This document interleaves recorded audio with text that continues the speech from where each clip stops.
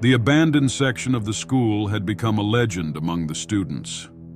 Rumors spread that the spirits of a lost class haunted those dark hallways. According to the stories, years ago, a group of students had mysteriously vanished during a lesson, never to be seen again. The bravest of students, Jake, Emily, Sam, and Chloe, found themselves both frightened and intrigued by these tales. One day during recess, the rumors resurfaced once again. Jake, squinting at his friends with a daring look, said, "I bet it's all just made up. There's no ghost. It's just an empty classroom." Sam, unconvinced by Jake's bravado, replied, "If you're so sure, why don't we go check it out? Let's prove it's just a story." Emily glanced around nervously and whispered, "But what if it's true? Nobody even dares to talk about that room." Chloe, shaking her head, argued, "Going there is a bad idea. We don't know what could happen." But Jake, with a confident smile, retorted, "Are you scared? It's just a silly ghost story." There was a moment of silence. The four friends debated for a while, trying to figure out who was truly brave. Sam chimed in, "If Jake goes, I'm going too."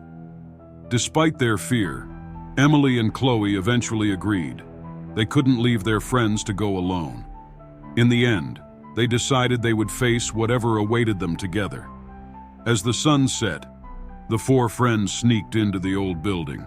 The wooden floors creaked under their feet as they walked through the dim hallways. Eventually, they found the door they were looking for, Room 4A. The faded, rusty plaque hung crookedly above the door. With a deep breath, Jake pushed it open, and they stepped inside. The room was dark, dusty, and long abandoned. Old drawings and faded notes covered the walls. Emily picked up a notebook from the ground. As she flipped through its brittle pages, she found a note written in unfamiliar handwriting. "We are here, waiting for you." A cold chill spread through the room. Sam shivered, looking around. "Do you feel that?" he whispered. Suddenly, the lights flickered, and the door slammed shut. Jake rushed to the door, desperately trying to open it, but it was locked tight. "We're trapped!" he shouted. As they turned around, they saw writing appear on the chalkboard. "Welcome, newcomers." As panic set in, Chloe caught sight of a reflection in the window. A pale-faced child with hollow, dark eyes stared back at them. Emily gasped and clung to Sam. Is this real?" Tears filled Chloe's eyes. "What do you want from us?" she screamed. The ghostly child put a finger to his lips, signaling them to be quiet, and then whispered in their minds, "Don't forget me." Jake's vision blurred, and he felt dizzy. For a brief moment, everything around him faded away. He saw the ghostly child sitting in a dark corner of the classroom, slowly approaching him. This vision seared into his mind, haunting him every time he blinked. They finally managed to escape the classroom, gasping for air as they stumbled outside. But things were never the same after that. The four friends began to show different but interconnected signs of trauma. The next, Emily woke up one morning to find red chalk dust scattered at the foot of her bed. Strange markings lined the edges, as if someone had been writing in her sleep. Every night, she heard a whisper in her ear, "I'm here." No matter how hard she tried to block it out, the ghostly child's words echoed in her mind. Sam constantly felt the cold touch of an invisible hand on his back. Every time he turned around, there was no one there, but the icy grip never left him.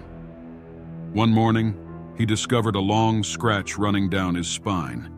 He showed it to his mother, but she couldn't see it. It seemed visible only to him. Chloe couldn't escape the child's face.